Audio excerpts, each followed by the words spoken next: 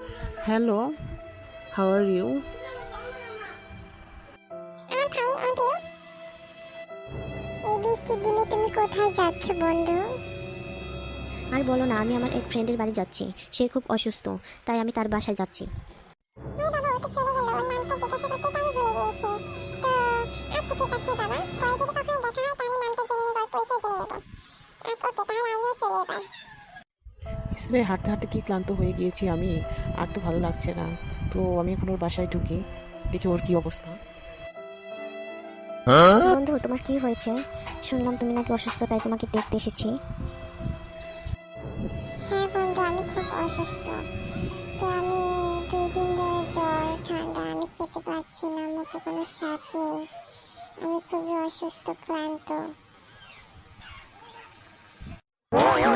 কি বলছো?